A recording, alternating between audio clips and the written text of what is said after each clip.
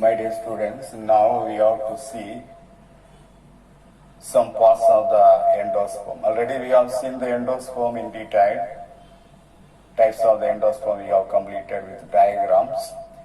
Now, some of the parts which are present, very essential parts present in and around of the endosperm. Endosperm, already I told you, it is a nutritive structure present in the endosperm seed. It stores food materials and it supplies food materials to the developing embryo. Endosperm is of several types based on the nature of the endosperm, based on the development, based on the structure. The endosperm will be classified into several types.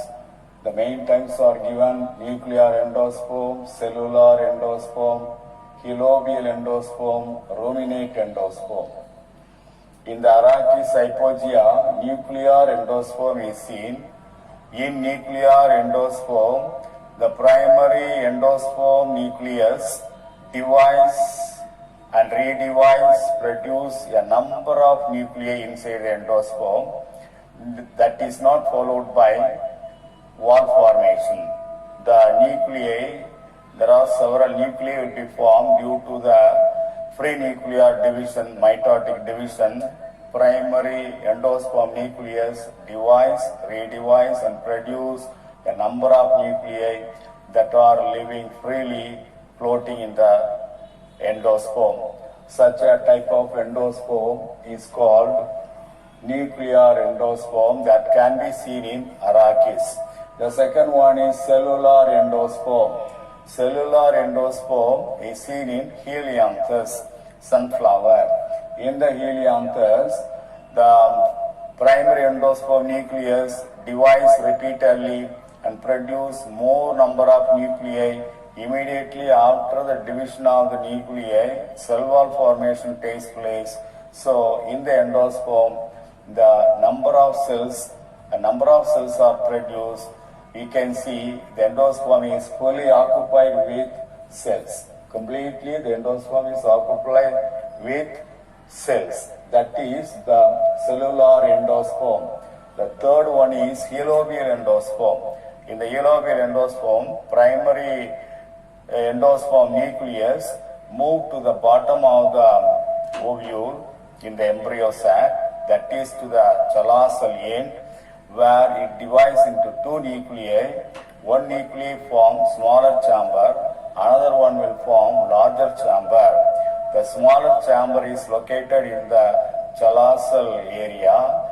The larger chamber is located in the micropylar end. So the smaller area is called callosal chamber and the larger area is called micropylar chamber.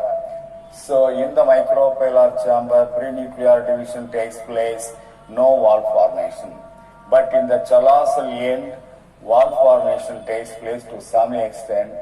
In the limited area only that will occupy, that is the helobial endosperm seen in paddy. Paddy is one of the examples given for helobial endosperm.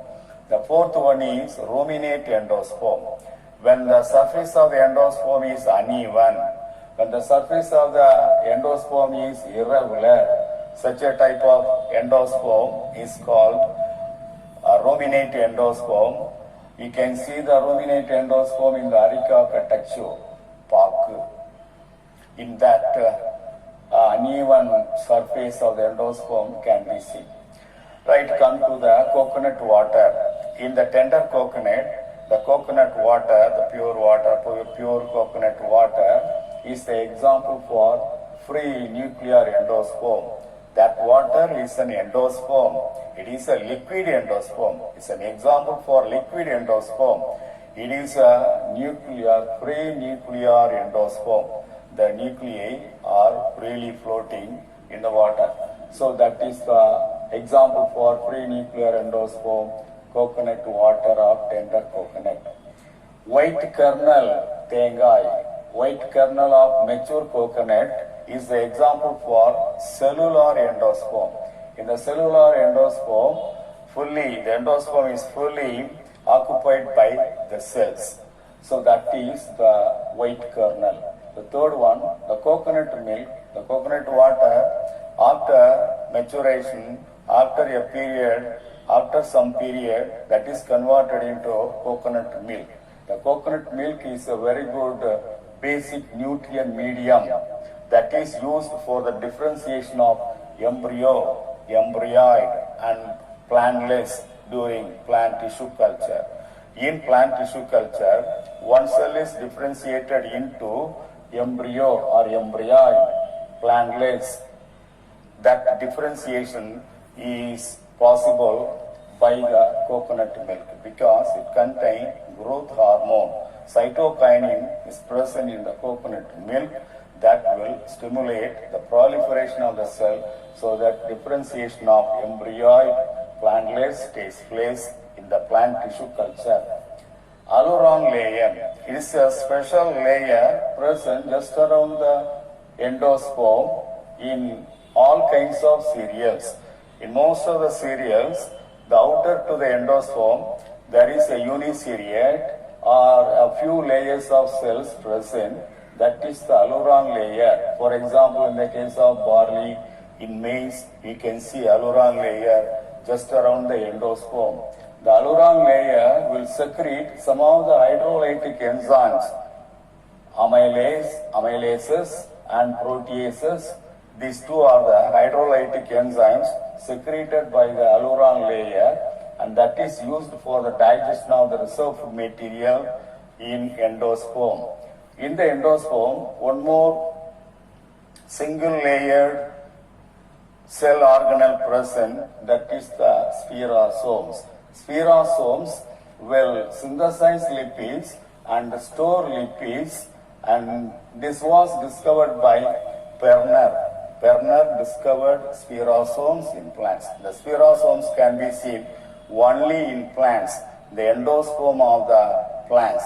In the endosperm of the seeds of the plants, the spherosomes are single layered cellular organelle present in the endosperm. The main function of the spherosomes is to synthesize the lipids, and the lipids are stored in the spherosomes.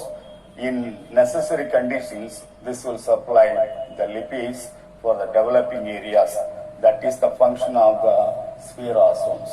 What are the functions of the endosperm? Already we have consulted, even though we will see once again.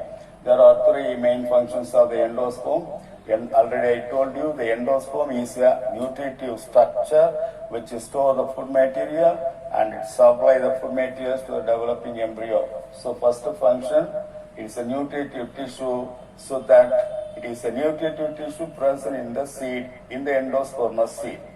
It stores food materials and it nourishes the developing embryo. It supplies the food materials to the developing embryo. Then it regulates the normal development of the embryo. These are all the functions of the endosperm, main functions of the endosperms given. That is about endosperm.